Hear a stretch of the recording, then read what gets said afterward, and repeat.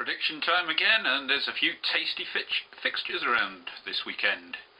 Not necessarily the first one, which is Blackburn against Stoke, but Blackburn will be buoyed by that away win at Bolton last week, which is a bit of a shock considering they hadn't won away since time began. Stoke, of course, beat Portsmouth at home, but it's their home form where they're best, so I'm taking Blackburn to win at Ewood Park. Fulham against Bolton next up, and Bolton are reeling at the moment. Gary Megson under a lot of pressure. Fulham should have enough to beat them at Craven Cottage.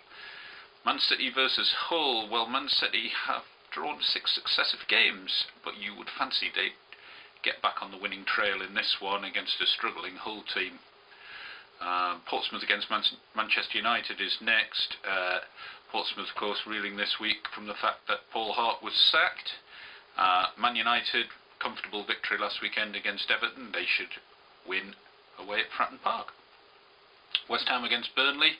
Not sure what to make of these two teams at the moment, so I'm going for a draw. In fact, there's a run of draws coming up that I'm predicting, because I think the same for Wigan Athletic v Sunderland. Despite the fact Wigan were whacked 9-1 last week by Tottenham, I reckon they're going to dig in and make sure they get a draw against Steve Bruce's Black Cats. Aston Villa against Spurs. I fancy that'll be a draw too. Two teams vying to try and get in the top 4. Very difficult to split them. Wolves against Birmingham. Brummy Derby, probably get a draw there too. Then there's Everton against Liverpool. Now, Liverpool, of course, been knocked out of the Champions League in the week despite winning against Debrecen. Everton, not in the greatest form, but they'll be up for this one.